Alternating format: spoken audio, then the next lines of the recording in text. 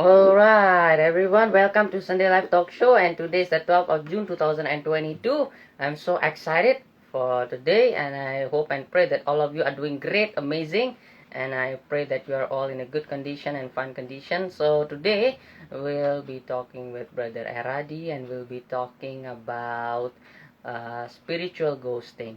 Brother Eradi is from GBI PRJ Church, the church where I'm in right now, and I'm sure it's gonna be a great blessing talking to him as well today. And yeah, so excited about the topic as well, spiritual ghosting. So before we enter into the topic, before we start the talk show, as usual, we're gonna enter into the worship, and let's bow ahead and let's pray. Dear Heavenly Father, we give you thanks, Lord, for this new day, Father, that you have given us, Lord. Thank you, Lord, if we are still able to breathe, if we are still healthy, strong, it's only because of your goodness, Lord, not because of us, Lord. Who are we, Lord, that your gracious is so abundant in our lives, Lord, and we give you thanks for your gracious, for your mercy, for your kindness upon our life, Lord. We just pray, Lord, that your Holy Spirit dwell in our hearts, dwell in our houses as we're going to enter into worship and enter into the talk show as well. We pray that we can learn something new again today. Thank you, Lord. We commit this time completely into your hands. In the name of Jesus, we pray. Amen. Hallelujah. Let's prepare our hearts and let's worship the Lord. Hallelujah. Thank you, Jesus. We need your presence, Holy Spirit. I said my eyes upon your feet, oh Jesus. I let my heart responding to your love. I cast my fears and surrender all to thee. Lord, here I worship you. And how I need your presence, Lord. How we need your presence, Lord. Spirit of hope, draw me closer to you, Lord. Spirit of life, flowing into my heart. Oh, how I need your presence, Lord. Oh, how I need your presence, Lord. Spirit of hope, draw me closer to you, Lord. Spirit of life, flowing into my heart as I worship you. Hallelujah, Jesus. We set our eyes to you, Lord. I set my eyes upon your feet, oh Jesus. I set my heart responding to your love. I cast my fears and surrender all to thee. Lord, here I worship you. Come on, you need a presence, and now I need your presence, Lord.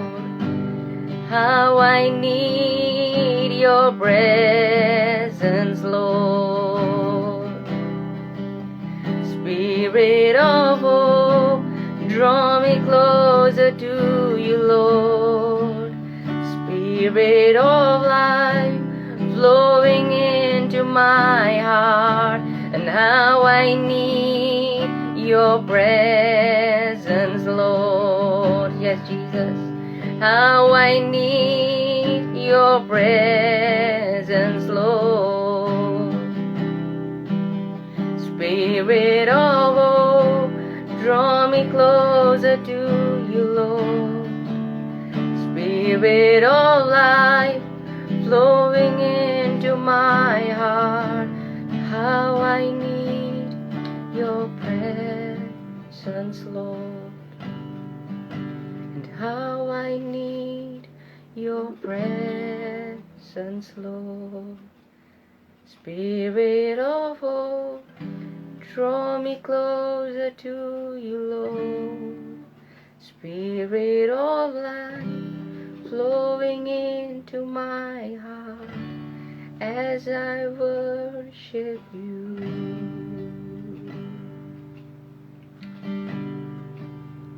Let this be a cry from my heart, pouring out a sacrifice of praise.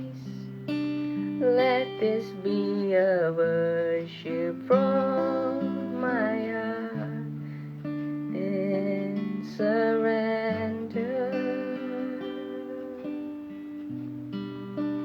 Let this be a sweet song to you, letting all the most I ever give. Let this be a worship from my heart for you, my King. Let this be a cry from our hearts. Let this be a cry from my heart, pouring out a sacrifice of praise. Let this be a worship from my heart in surrender. Let it be a sweet song. Let it be a sweet song to you, letting all the most I ever give. Let this be a worship from my heart for you, my King. Oh, how we need, how I need your presence, Lord, and how I need your presence, Lord. Spirit of hope, draw me closer to you, Lord. Spirit of life, flowing into my heart, and how I need your presence, Lord, and how I need your presence, Lord. Spirit of hope, draw me closer to you, Lord. Spirit of life, flowing into my heart as I worship you. Oh, we worship you, Lord. We worship you, Jesus. We worship you, Holy Spirit. You are welcome in this place tonight. You are welcome in our hearts. Oh, Rabayana Karabayashe, Shararabayashe. Oh, we just want to worship you tonight. We just want to give our best to you, Lord. Wherever we are, we want you to be there.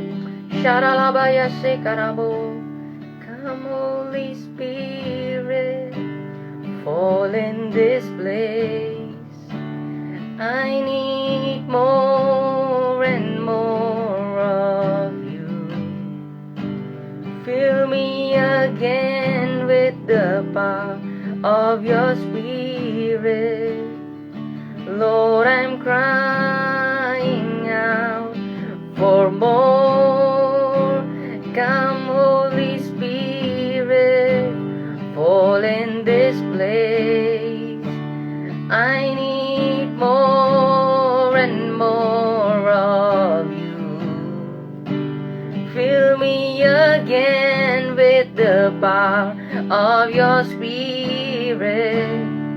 Lord, I'm crying out for more and more of you.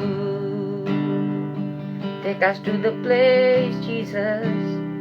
Oh, hallelujah.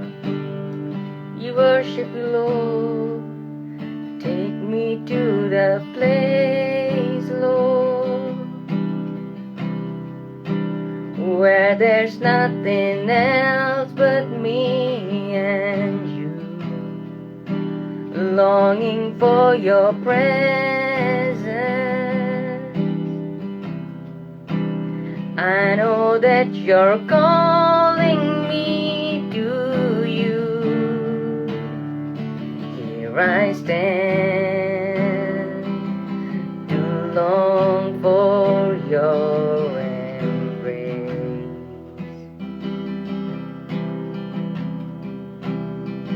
Nothing else could ever take your place. Oh, come, Holy Spirit, fall in this place.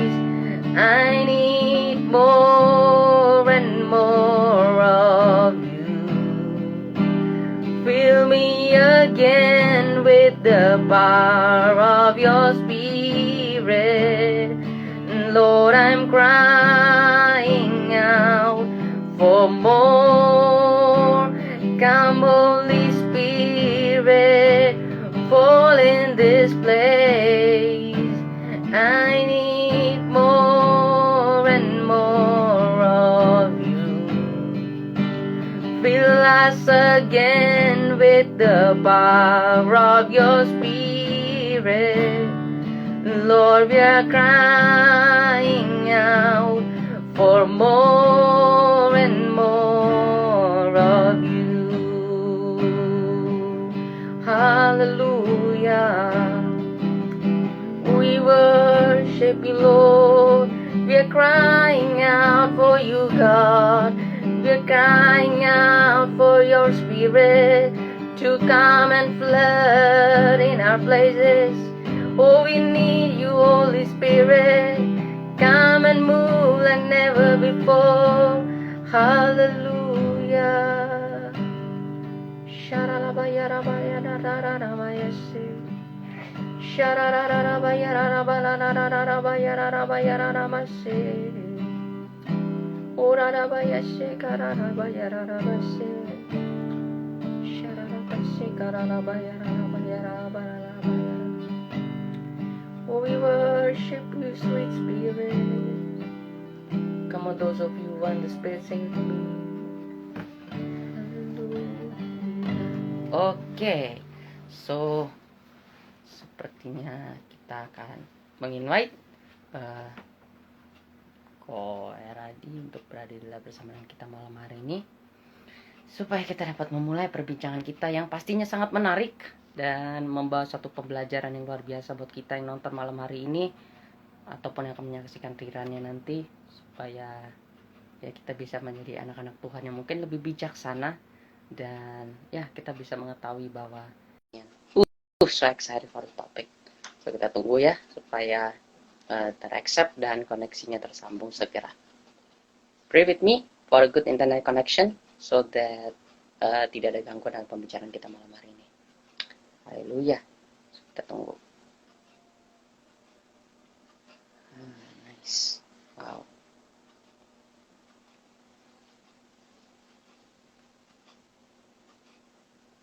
Coba ya. Oke, kita invite. So, sampai kita memulai perbincangan untuk malam hari ini.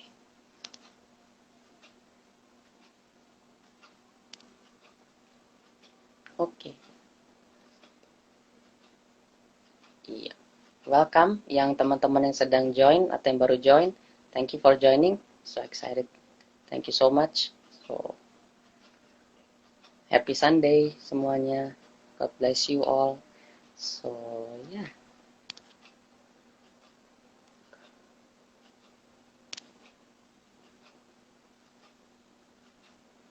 Oke, kita tunggu ya teman-teman. Bersabar sebentar.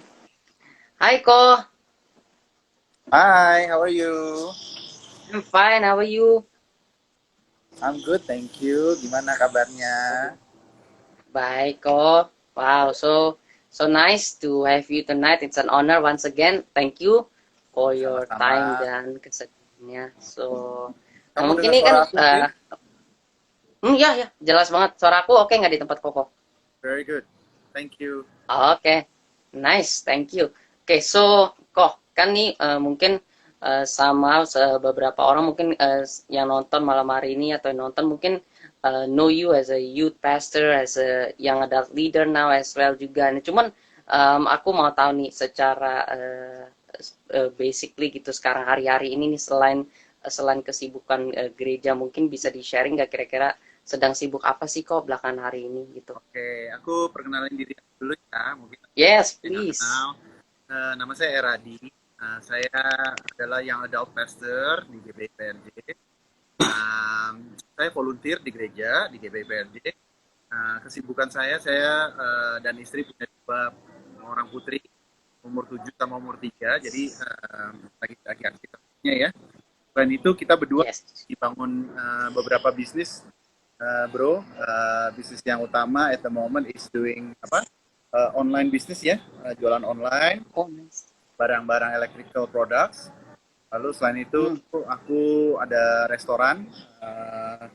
Lalu recently baru mulai construction business, jadi bangun rumah orang. So quite busy.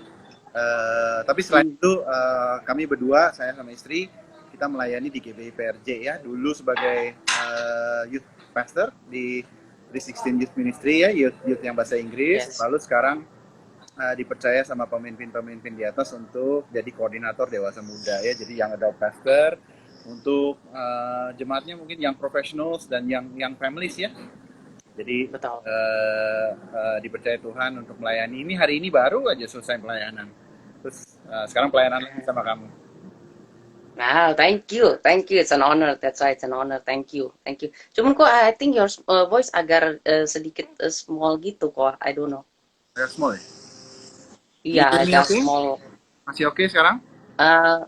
Ya, ini lebih better sekarang. Okay. Better like this. Oke. Nah, kan mungkin banyak yang nggak tahu bahwa before you are quite lama in Australia ya, if I'm not mistaken, betul kan? Ya, saya Okay. Saya dari Australia dari umur 13 tahun, dari SMP, lalu SMA, lalu kuliah S1, lalu kerja, lalu I took S2 ya, Masters di bidang product development. Nah, selain itu saya kerja sebagai konsultan project management waktu itu di construction business. Dan sambil gitu juga saya sekolah lagi. Not because I'm smart, tetapi justru karena I'm not that smart, makanya saya perlu sekolah, bro. Jadi aku sekolah lagi terakhir sekolah teologi ya. Aku ambil diploma in theology. Lalu kerja, and then I spend 18 tahun di Australia. Lalu saya pulang ke Indonesia, gitu. Oke, ini mungkin banyak juga yang penasaran ya pasti. Being seorang yang katakanlah berwarga negara Indonesia ya aslinya gitu, everything is staying in Australia, having a nice life and everything gitu. Why to leave everything and go back to Indonesia yang mungkin pada awalnya tuh kayak nggak ada jaminan kan, kayak ya zero everything gitu. Tiba-tiba kok bisa mau ngelepasin semua comfort and everything datang ke negara ini. Jadi memang betul ya, karena aku waktu pulang ke Indonesia not like most people ya yang mungkin pulang Indonesia mungkin ada bisnis orang tuanya atau ada Nah, ada kerjaan yang sudah menunggu. Nah kalau saya waktu itu enggak. Kenapa? Karena memang my parents sudah pensiun waktu itu. hmm, Eh, waktu itu justru kita nggak punya rencana sih untuk pulang ke Indonesia. Jadi saya waktu itu sudah menikah di sana. Terus kita baru beli rumah, baru beli furniture sebagai pasangan suami istri, pasangan baru. Nah, tapi pada saat itu I hear very explicitly ya, mungkin audible gitu ya, bahwa Tuhan berbicara hmm, untuk pulang ke Indonesia. Nah waktu itu saya nggak percaya kalau itu suara Tuhan. Kenapa? Karena God spoke to me clearly waktu itu lagi mandi gitu ya. Setelah selesai mandi, selesai handukan dan pakai baju dan segala macam. Nah Tuhan tuh berbicara sama aku bro, gitu. Nah Tuhan ngomong, I want to use you like I use Moses. Oh, Musa apa hubungan saya ya gitu ya. Nah terus hmm, Tuhan ngomong lagi, iya karena Musa itu diedukasi di Mesir, educated in Egypt, grow up yes, in Egypt, belajar banyak hal di betul. Egypt, tetapi aku pakai mereka untuk menyelamatkan umatku. Nah dari situ aku langsung terpikir nih, waduh jangan-jangan Tuhan suruh pulang ke Indonesia gitu loh. Nah, Hmm, aku langsung, oh kayaknya hmm, bukan dari Tuhan nih, soalnya bilang dalam nama Yesus bukan dari Tuhan. thinking, Karena you have to know that I had a good job, great job. uh, Uh, of course. my wife also had a good job. Kalau saya di construction industry, my wife dulu dia in the food industry ya, food manufacturing industry. Huh? Jadi kalau teman-teman tahu kecap Kikoman atau misalnya saus-saus Hmm, KFC gitu, my wife is the food scientist. She's the food scientist. ah, Ya, jadi dia yang testing kadar garamnya, testing suhunya, testing the quality lah of the food. hmm, Nah, sebelum hmm, bisa dirilis keluar. Nah, pada hmm, saat itu I felt that God called me back to Indonesia. Nah, tapi saya nggak hmm, cerita dulu sama istri saya lagi ada di sebelah. Saya nggak cerita dulu sama dia karena saya takut hmm, beneran harus pulang ke Indonesia gitu. Jadi saya keep it to yeah, yeah. myself until Hmm, about a few weeks later, I sort of iseng gitu, tanya sama dia, gimana kalau misalnya Tuhan suruh kita pulang ke Indonesia gitu. Nah, padahal dia tahu sebelum kita menikah, saya udah bilang sama dia hmm, bahwa kita pokoknya long term di Australia ya, we call Australia home gitu. Nah, tapi hmm, pada saat itu setelah saya dengar suara Tuhan itu, saya tanya dia, what if kalau misalnya Tuhan memang panggil kita pulang ke Indonesia, terus ternyata Tuhan juga udah berbicara sama dia untuk kita pulang ke Indonesia oh, nice. Hmm, gitu. Jadi kalau bukan divine intervention ya mungkin ya namanya ya, hmm, atau apa ya, kayaknya kita nggak mungkin pulang lah. Teman-teman saya yang di Australia kebanyakan yang pada saat mereka mendengar saya mau pulang, kebanyakan 99% bilang why, karena saya paling hmm, anti pulang Indonesia dulu. Katanya saya pulang ke Indonesia hmm. tuh gitu bro. Oke. Nah, ini kan balik pasti not easy lah everything. Nah, how do you find your life struggle gitu awal-awal mulanya mungkin dalam career lah, katakanlah you are already married kan at that moment udah ada wife, pasti udah ada tanggungan dong, nggak seenak kalau orang masih bachelor kan masih sendirian gitu. Nah, gimana you find your struggle gitu awal-awal pas balik ke Indonesia kok? Oh, struggle banget karena gini. Jadi kalau kalian yang sekolah di luar negeri terus mau pulang ke Indonesia, lebih baik do it when you're single. Karena when we're single, teman-teman kita yang kebanyakan juga masih single gitu kan, ngerti ya maksudnya ya. Hmm, We have a lot of time to spend with each other. Nah, pada saat itu waktu saya sudah menikah, pas saya pulang ke Indonesia, the problem is all my friends are already married with hmm. kids. Ah, Jadi semua orang juga sibuk dengan keluarga mereka masing-masing, dan sedangkan kita pulang ke Indonesia itu sampai nggak punya teman sama sekali gitu. Even yang dulu teman kita yang dari Australia dulu, mereka juga udah punya kesibukan masing-masing, sedangkan kan kita baru datang ke Indonesia, we don't have many friends. Nah jadi hmm, struggling very hard in terms of pertemanannya, itu satu. Kedua, struggling very hard di dalam hal pekerjaan. Dalam pekerjaan kalau di Australia everything is black and white. Kalau di Indonesia kan nggak hmm, semudah itu ya, kita tahu. Kadang-kadang hmm, kita punya kontrak dengan orang juga belum tentu kontrak itu bisa dijalankan sesuai dengan yang tertulis seperti itu. Hmm. Juga ada lagi hal-hal lain seperti pelayanan. Dulu kami sudah jadi pemimpin di gereja kami yang lama, lalu ikut ke gereja, masuk ke dalam gereja GBPRJ ya, gereja kami sekarang. Ternyata nggak mudah karena gereja ini sangat besar luar biasa ya. Kamu juga tahu pasti ya. Betul. Sangat luar biasa besar gitu ya. Dan bagi saya untuk waktu itu untuk coba bisa masuk ke pelayanan itu susah karena nggak kenal siapa-siapa. Begitu semuanya mulai dari nol lagi. Jadi banyak ya struggle ya. Kami mungkin 2-3 tahun pertama di Indonesia very struggling di jalan, struggling dengan social life, struggling dengan ministry, struggling dengan pekerjaan. Tapi ya puji Tuhan akhirnya Tuhan bisa bimbing kita ya. Semakin lama semakin membaik, dipertemukan dengan orang-orang baru yang bisa menolong kami. Jadi ya itu sih struggle-nya, bro. Wow, luar biasa. Mantap. Oke, Kak, berlanjut ya dari situ sampai sekarang jadi youth leader ya. Pada waktu itu kan the 316 Youth Ministry itu kan kalau yang what I know ya, correct me if I'm wrong, what I know you are one of the person yang buat itu dari awal kayak yang ngatur semuanya. I mean like sketsanya gitu ya, bikin blueprintnya semuanya bagaimana. How did that idea of making the youth ministry itu muncul tiba-tiba in your mind gitu at that moment kok? And how did you start? Secara kan as you said also that PRJ is a big church, right? It's a big church dan gak mudah untuk membuat satu hal yang baru, tentunya dengan rule and regulations and everything. How you manage to start everything tiba-tiba begitu? Oke. Mungkin pertama-tama kita mesti acknowledge juga ya buat teman-teman yang lain bahwa gereja besar memang banyak rules and regulation, tetapi bukan berarti itu mereka mempersulit kita. No, kita harus tahu itu. Justru di gereja itu kita butuh filter ya, bro ya, supaya kita tahu orang yang masuk, orang yang join itu kita tahu. Apalagi kalau mau menjadi pelayan ya, kita mesti pastikan orang itu karakternya bagus, begitu memang punya hati untuk melayani ya. Jadi memang itu sesuatu yang harus kita lewati ya bersama ya. Jadi waktu itu the idea of 316 youth itu berawal dari pada saat saya dan istri saya melayani di sekolah minggu bahasa Inggris. Nah, sekolah minggu. Kenapa saya melayani sekolah minggu bahasa Inggris? Karena kan memang saya lebih fasih dalam bahasa Inggris waktu itu. Gitu kan.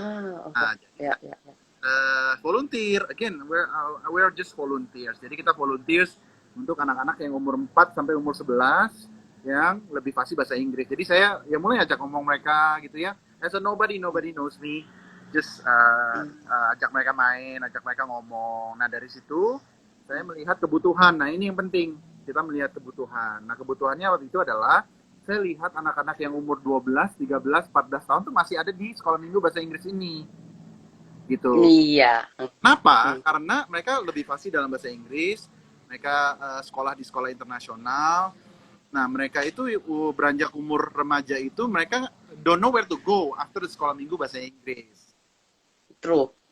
Mereka mau ikut ibadah yang remaja bahasa Indonesia nggak gitu nyambung karena mereka pasti bahasa Inggris. Mereka mau masuk ke ibadah raya mungkin tidak nyambung ya, kita tahu ya itu ya. Jadi yes, of course. Saya lihat kebutuhan itu, lalu saya volunteer sama koordinatornya saat itu. Saya bilang boleh nggak kalau misalnya anak-anak yang udah remaja ini ikut kelas yang terpisah sama saya gitu. I teach them voluntarily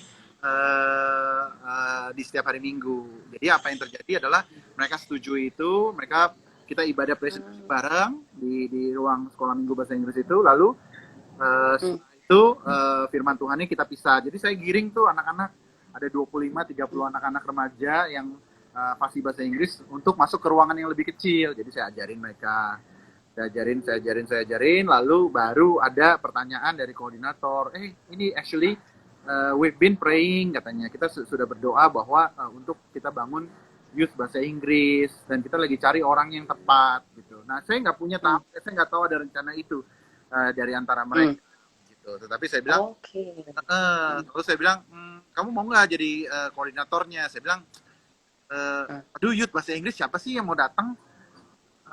Pasti yang mau datang ya kan di Jakarta. Iya. Pasti yang mau datang gitu. Lalu I pray. Hmm.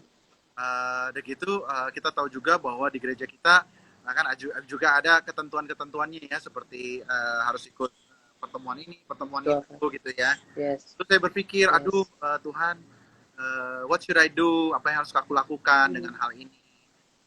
Saya harus ikutin salah satu dari peraturan kita kan, yang kita tahu di gereja kita itu one of our foundation is doa fajar ya.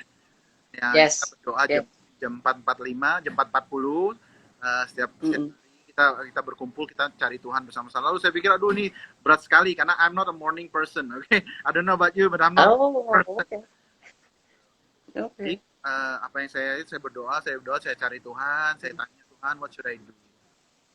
Lalu kembali lagi Tuhan berbicara kepada saya bahwa masa sih untuk yang 25 orang ini kamu nggak mau bayar harganya? Ah, Nah gitu. deep. Tuhan tanya sama saya, ini kamu udah ada 25 orang, masa sih Hmm. kamu nggak mau bayar harganya? Gitu. Hmm. Terus saya berpikir, lalu saya buat keputusan pada saat itu, saya bilang, Tuhan, untuk yang 25 orang ini, aku mau bayar harganya. Apapun itu, Hmm. aku mau layani mereka. Karena aku pikir aku udah punya modal nih, 25 anak-anak yang aku udah ajarin setiap minggu. Hmm. Nah, begitu comes the next problem, bro. Hmm. Itu gimana cara kita bisa bikin ibadah? Kan Nah, siapa-siapa. betul. Betul. Nah, jadi saya sama istri saya berpikir, udahlah, kalau memang Tuhan suruh, kita jalan gitu kan ya.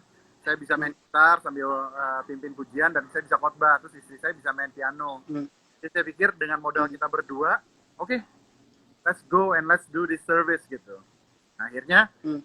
ditetapkan bahwa kita akan ada ibadah bulan Agustus kalau nggak salah waktu itu ya, 2016. 2016 ya. 2016 akhirnya selain itu saya juga mencoba untuk rekrut orang-orang di ibadah raya. Akhirnya Tuhan kirimkan loh orang-orang yang benar-benar kompeten, seperti my good friend Pastor Juan Lesmana, teman Yes. aku Bro Kiel, dan juga banyak orang-orang yang benar-benar luar biasa yang mau volunteer, padahal saya nggak kenal mereka sama sekali pada saat itu. Oh, Ya, jadi wow. saya mulai bikin audisi pemusik, audisi singer. Akhirnya ya, Hmm. juga Tuhan kirimkan orang-orang yang luar biasa yang melayani bersama-sama dan juga bertalenta. Jadi akhirnya kita perdana bikin ibadah anak muda. Nah, ibadah anak muda ternyata saya pikir cuma ada 30 orang yang datang. Hmm. Tuhan itu baik. Akhirnya di ibadah pertama itu udah ada sekitar kalau nggak salah 150 ya. 150 anak muda. Yes. Very very blessed. Very very, kadang-kadang kita tidak bisa pikirkan apa yang Tuhan pikirkan gitu loh. Kayak gitu sih, itu Wow. makanya English Youth Ministry yang kita panggil dengan nama 316. Tuh. Wow, wow, amazing, amazing. Tapi berarti kalau nih air tanya, berarti that means you have never dreamt before that one day you're gonna be in this position sampai detik ini dalam pelayanan gitu, memimpin generasi-generasi muda. No, no, definitely not. Not at all. Definitely not. Dulu waktu di Sydney, percaya atau tidak, saya itu cuma menggembalakan 2-3 orang anak-anak muda di komsel yang kecil. Hmm. Saya nggak pernah kepikir untuk bisa berkhotbah di ibadah raya, berkhotbah di mana. Never thought about that. Jadi modal saya waktu itu, ya pokoknya Tuhan suruh, ya aku jalan. Apakah 3 orang, 4 orang, tetap saya layani. Bahkan saya pernah berkomsel dengan yang lucu lagi, waktu itu saya pernah komsel. Saya ajak teman-teman komsel untuk jalan-jalan di mall gitu ya. Hmm. Ternyata nggak ada yang datang cuma istri saya dan saya. Jadi akhirnya kita berdua berkomsel. Oh my goodness. Ya, hal-hal yang kalau misalnya kamu nggak tanya, aku nggak cerita. Mungkin kalau orang udah tahu saya dari situ, Ya nggak apa-apa lah. besar, waktu saya bisa ini, nggak, I didn't know. Ya, yang penting ya sama Tuhan. Tuhan percayakan 2, kita setia dengan 2. Tuhan percayakan 3, kita setia dengan 3. Tuhan percayakan 30, kita tetap melayani. Seperti tadi. Of course, harus. Lalu Harus. grow dari tadi pertama-tama 150, 200 sampai akhirnya sekitar 350, bahkan pernah reach 400 ya. Maybe Yes, pernah, betul. approach 500 bahkan di event-event. Ya, 500 pernah juga. Yes. Ya. Pernah. Wow, true. Tapi kan dari situ sekarang handling the young adult yang memang udah ada gitu ya. Do you find new challenges again gitu dari bangun sesuatu yang dari zero tiba-tiba masuk ke sesuatu yang memang udah nyata ada gitu? It's a big challenge. Aku nggak akan bohong, tapi it's a big challenge for me dan juga memerlukan banyak kerendahan hati dari diri aku ya. Tuh, memang sih ternyata setelah pemimpin saya percayakan saya untuk naik ke ke pelayanan berikutnya yaitu di 2PM yang adult, ternyata uh, jemaatnya itu berbeda dengan yang Nah, dulu. Kalau yes. dulu mungkin you know me lah ya, mungkin aku galak orangnya, disiplin, tapi ternyata yang adult nggak bisa begitu. Iya beda. Iya, The hard, yes. I learned it the hard way, and I admit bahwa pada saat itu approach saya salah. Jadi it takes a lot of humbling moment ya. Wow. Tuhan proses saya lagi, merendahkan hati saya lagi gitu ya. Ternyata memang betul ternyata I'm not that good. Ternyata there's nothing special about me ternyata. Bahwa ternyata memang kalau dulu pelayanan di youth itu bisa mempunyai buah yang baik. Ternyata itu Tuhan, bukan aku ternyata. It's a humbling moment for me. It's like my eyes are open gitu. Ternyata oh yeah, actually I'm not that good actually. It's actually Roh Kudus yang bekerja di belakang kita, menghembuskan, berhembus di antara kita, bekerja di antara kita sehingga jiwa-jiwa boleh diberkati. Jadi waktu kita take over yang adult, dewasa muda, humbling experience ya. Karena seperti kamu tadi bilang betul, memulai sesuatu yang baru itu lebih mudah dibandingkan taking over ya, melanjutkan dari tempat lain gitu ya.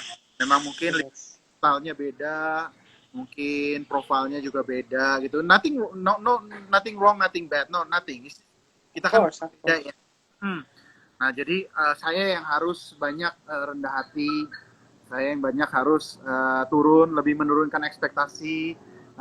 Karena at the end of the day, bro, it's not about the ministry, but it's about the people.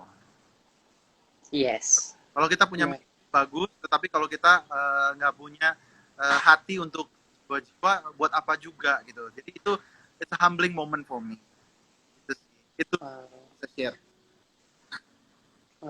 Wow, true. Nah, going to the topic ya. Kalau kita ngomong-ngomong soal ghosting, I'm sure you're quite familiar with such things juga, ghosting and everything. Cuman like somehow hal-hal seperti ini kan sering banget nih terjadi in the spiritual, di dalam kehidupan rohani ya, anak-anak Tuhan lah, terlepas mau itu youth, mau itu dewasa muda, bahkan jemaat yang dewasa full sekalipun ya pasti mengalami. Nah, how do you see this ghosting ini hari-hari ini terjadi di dalam kehidupan kerohanian kita gitu loh? Ya, memang hari-hari ini kata ghosting itu lagi in ya. Ghosting itu kan kalau misalnya kita lagi deketin orang, terus tiba-tiba kita nggak cocok, terus tiba-tiba kita mundur tanpa ada kejelasan, tanpa ada komunikasi, kita mundur, lalu kita udah nggak mau kontak lagi, kita avoid, kita nggak serius lagi, kita cari-cari alasan dan segala macamnya. Itu kan ghosting ya. Jadi kita pikir teman kita ada dekat kita, ternyata dia nggak gitu suka sama kita, lalu dia menjauh dari kita. Kira-kira seperti itu konsep ghosting ya. Nah sebenarnya menurut aku it's not a new concept tentang ghosting gereja, tentang ghosting kepada tentang iman kekristenan. Ternyata menurut saya itu hal yang sudah ada dari sejak zaman Tuhan Yesus. Why do I say that? Karena ternyata kalau kita ikuti perjalanan Tuhan Yesus, banyak orang yang mau mendekat dengan dia pada saat dia melakukan mukjizat, betul? Betul. Tetapi berapa orang yang mau mendekat sama dia pada saat dia dicaci, pada saat dia diadili, pada saat dia disalib? Berapa banyak orang yang mau dekat dengan dia? Almost none. Betul? These so-called people, orang-orang yang dulunya mengeluh-elukan Hosana, Hosana bagi Allah di maha tinggi gitu ya kan, yang kita tahu ya, pada saat dia naik kuda, naik keledai itu. Benar. That Palm Sunday. You know, that Palm Sunday, people are just so exalting him, you know. Wah, blessed be the one that comes in the name of the Lord gitu ya. Banyak orang yang mengeluh-eluh, maksudnya meninggikan, memuji gitu ya. Mereka ingin melihat mujizat. Tetapi kita perhatikan baik-baik pada saat dia diadili, pada saat dia dicaci, pada saat dia itu dibenci orang. Berapa banyak dari mereka-mereka itu yang mendekat karena mujizatnya, tetapi tidak ada pada saat dia ada di dalam keadaan yang sulit. Jadi menurut aku prinsip ghosting ini memang udah ada dari dulu, dan begitu juga dengan gereja pada hari ini. Banyak orang datang ke gereja itu bukan karena mereka cari Tuhan, sadly to say. Kadang-kadang mungkin kita juga dulu begitu sih ya, kalau kita boleh jujur ya. Kadang-kadang kita ke gereja itu punya motivasi yang lain. Motivasi apa? Ya, kalau pembicaranya si A, aku mau datang. Kalau si WL-nya si B, aku mau datang. Kalau musiknya, wah lebih kayak Hillsong-Hillsongan, aku suka. Kalau musiknya begini, saya nggak suka. Jadi kadang-kadang kita harus berkaca, kita harus menganalisa diri kita sendiri. Bahwa sebenarnya kita tuh ke gereja itu untuk apa? Do we really love Jesus? Do we really cari dia? Atau kita sedang mencari kepuasan diri sendiri? Sama dengan orang-orang yang meninggikan Tuhan Yesus pada saat dia di atas keledai. Mereka meninggikan mereka karena mereka sedang mencari mujizat. Mereka sedang terkagum-kagum dengan sosok Kristus. Tetapi pada saat Kristus itu diadili, mereka tidak ada. Sama juga dengan di dalam gereja, prinsip ghosting ini ada. Pada saat, wah ngomongin tentang berkat, semua orang katanya, amin. Betul ya? Selalu gitu. Itu. Pada saat, berapa banyak orang di sini yang mau melayani Tuhan? Pasti banyak alasannya. Sama seperti kayak kita lagi post, aku sibuk, aku tiba-tiba HP-nya di-off-in, tiba-tiba WA-nya tidak dijawab. Kan gitu kan? Kadang-kadang sering sekali. Kalau nggak di-blok. Iya, kadang-kadang kalau kita mau jujur dengan diri kita sendiri, bro, kita juga melakukan hal yang sama loh sama Tuhan. Ya. Kita mau hal-hal yang baik dari Dia, tetapi kita tidak mau hal-hal yang bersifat menderita bersama-sama dengan Dia atau melayani bersama-sama Dia. Padahal Tuhan Yesus itu datang bukan untuk dilayani. Dikatakan anak manusia datang bukan untuk dilayani, tetapi untuk melayani. Nah ini yang prinsip yang menurut saya seringkali gagal dipahami oleh orang Kristen. Bahwa mereka ke gereja itu untuk dilayani. Aku datang ke gereja itu mau lihat musiknya bagus. Aku datang ke gereja itu untuk melihat pembicaranya lucu. Aku mau lihat pembicaranya itu ngomong hal-hal yang tentang berkat. Nah itu yang harus kita benar-benar, termasuk diri saya sendiri, untuk kita benar-benar berkaca. Apakah sungguh-sungguh kita datang ke gereja beribadah untuk menyenangkan Dia atau menyenangkan diri kita sendiri? Itu sih yang aku bisa sharekan. Wow. Tapi kalau kita pikirkan apa sih ya kira-kira yang menjadi latar belakang mereka tuh sampai mereka bisa kayak kabur-kaburan gitu with God Himself atau mungkin sama gereja gitu? Ya, menurut aku karena prinsip mereka dalam pergi ke gereja bukan untuk kembali ke rumah Tuhan. Ya, kalau kita baca dengan firman Tuhan dengan baik, selalu the temple of God is called the house of God. Betul? It's Betul. the house of God. So church is not an event. Church is not gedung yang bagus. Walaupun punya gedung yang bagus itu bagus. But church should be our spiritual home. Nah, orang-orang yang lari-larian dari gereja, pindah sana, pindah sini, karena mereka tidak menganggap gereja itu home-nya mereka. Mereka tidak menganggap gereja itu rumah rohaninya mereka. Mereka anggap gereja itu seperti restoran, bro. Aku pengen makan apa ya hari ini ya? Oh, si pembicara itu ada di situ, aku pergi ke sana. Aku mau makan apa ya hari ini ya? Aku mau makan di sana. Kita suka makan yang manis-manis. Kita suka makan yang menyenangkan hati kita. Tetapi kalau di rumah, ya kita tahu orang tua kita tidak selalu memberikan kita makanan yang manis-manis saja. Kadang dia akan berikan kita vitamin, betul ya? Kadang dia berikan kita obat, gitu ya. Kadang-kadang obat itu pahit, tetapi harus dimakan. Nah, begitu juga dengan kita sebagai orang Kristen, kita harus gereja lokal di mana Tuhan tempatkan kita, itu adalah rumah kita. Spiritual home. Kalau kita menganggap itu spiritual home, berarti kita adalah anak-anak di dalam rumah. Nah, anak-anak di dalam rumah itu nggak kabur-kaburan. Pada saat dinner time, when our mom cook, ya, waktu ibu kita masak, walaupun sesimpel apapun masakan itu, kita duduk karena kita anak yang baik, betul? Iya. Because Betul, my betul mom dong. is cooking. My mom is Ya. cooking nasi sama telur ceplok because my mom is cooking. Hmm. Dan saya anak yang baik.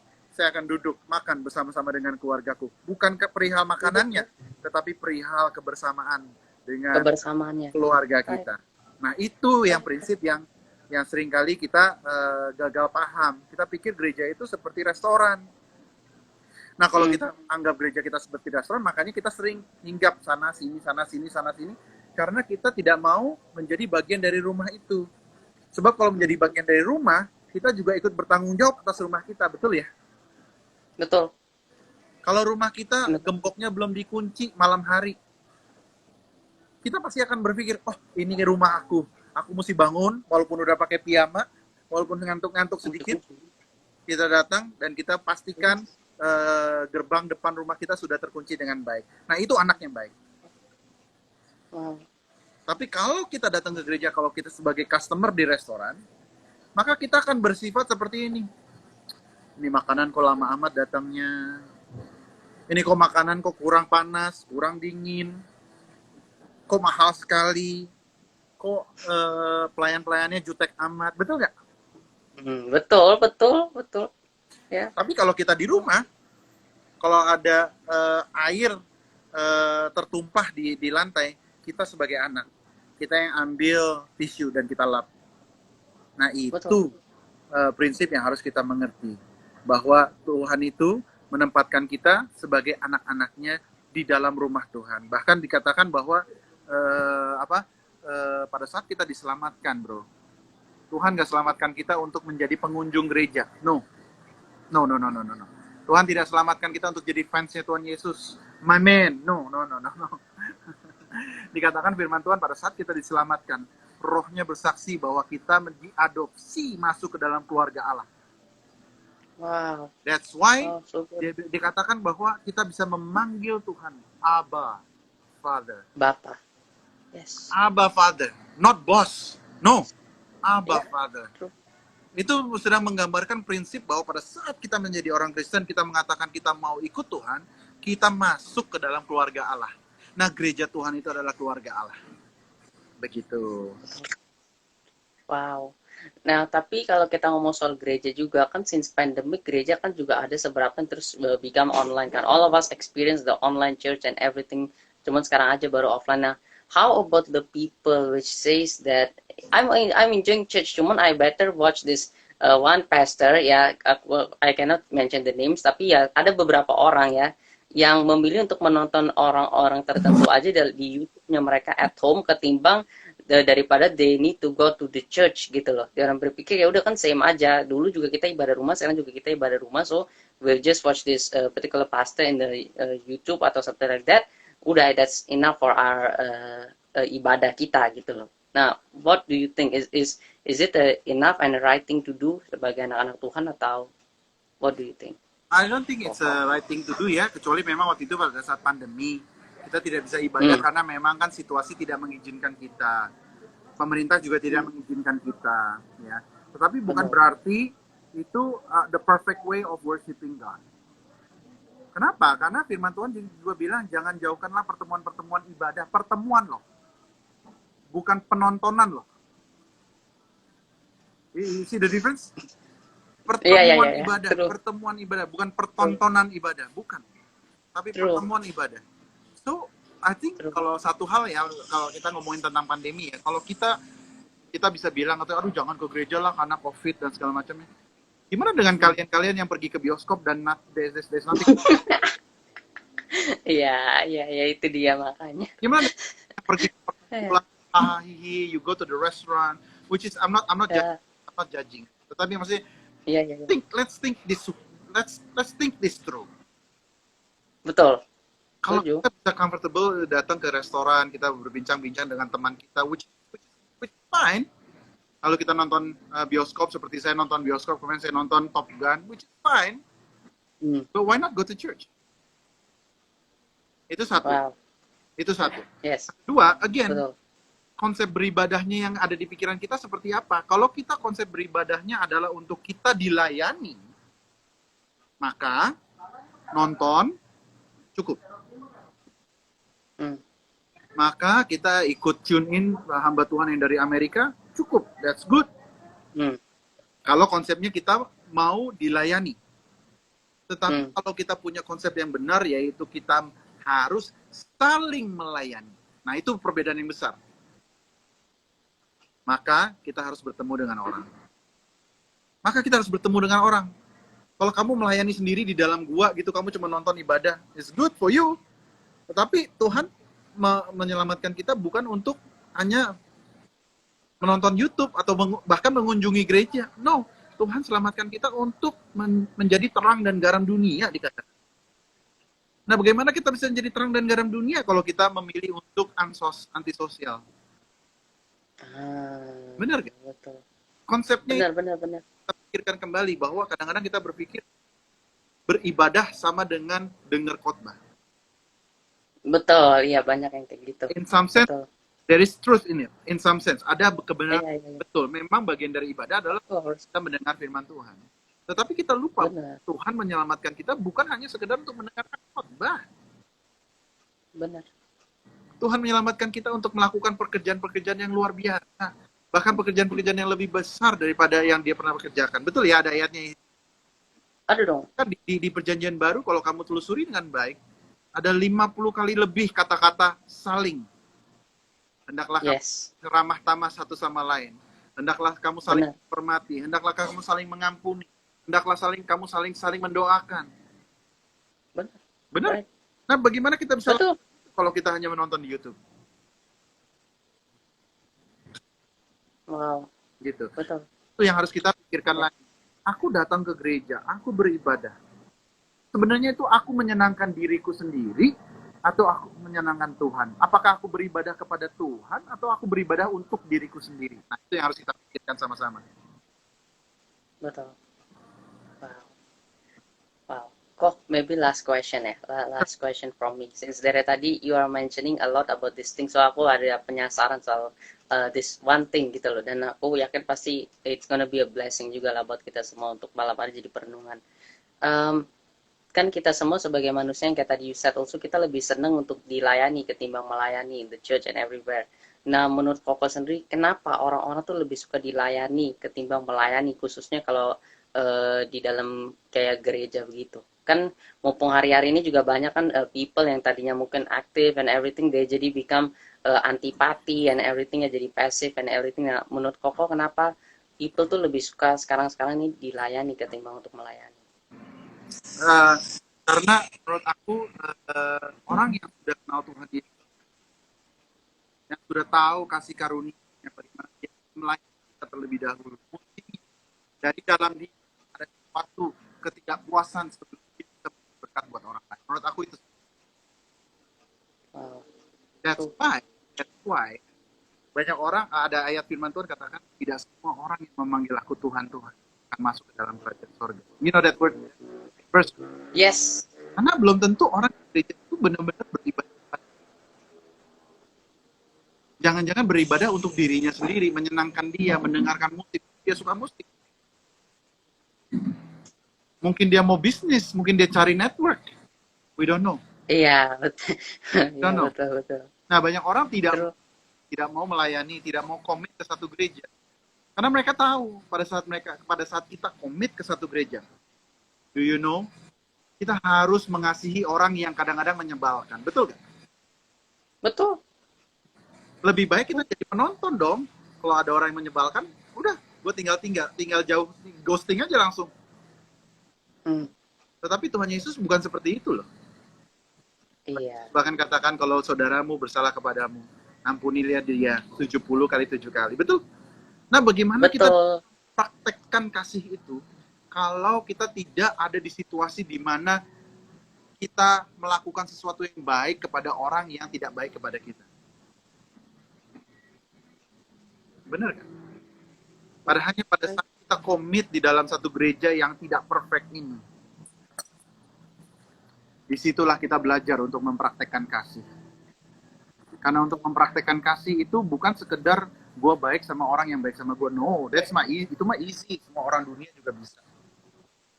Tetapi mempraktekkan kasih adalah seperti Tuhan Yesus. Pada saat kita belum perfect, pada saat kita masih berdosa, dia sudah kembali terlebih dahulu mengasihi kita. Betul ada ayatnya itu ya. Nah, begitu, Yes. itu hal yang harus kita praktekkan sebagai pengikut Kristus. Bahwa pada saat kita ada di dalam gereja yang tidak perfect, kita tahu tidak ada gereja yang perfect. Pada saat kita berkata, walaupun gereja ini tidak perfect, dimanapun teman-teman berada ya, di gereja lokal, I encourage you to be committed. Benar. Ya. Kenapa? Karena di situ nomor satu, kita mempraktekkan kasih. Untuk orang-orang yang setuju dengan kita, banyak orang yang tidak setuju dengan saya. Tapi di situ saya belajar untuk mempraktekkan firman Tuhan, yaitu untuk terus mengasihi dia, walaupun dia tidak setuju sama kita. Seperti itu. Wow, that's so amazing. Wow, sekali lagi benar-benar dari lubuk hati aku yang paling dalam kok. And in behalf of all the people that will be watching later atau yang sedang nonton juga, a very big thank you kok for your time once again, for your sharing. Mungkin sebelum kita tutup sama-sama ya, we pray together and end this live sama-sama. Mungkin aku cuma mau sedikit aja, just a small rangkuman aja buat teman-teman semua ya yang hadir malam hari ini juga. Yang pertama adalah guys, kalau kalian di dalam kehidupan kalian aja nggak suka di ghosting sama orang, then don't do the same thing also to the Lord ya. Karena ya firman Tuhan juga bilang, apa yang kau tidak kehendaki orang perbuat untuk kamu, janganlah engkau juga melakukan yang demikian. So, if you don't want to be ghosted by people, mungkin sekarang kalian berpikir, nggak apa-apa gue di kuliah, gue nggak apa-apa gue begini.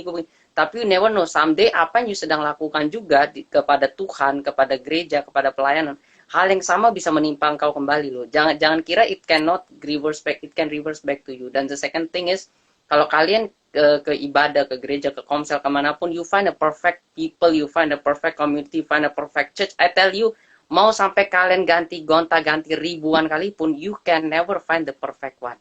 You can never find and will never find the perfect one.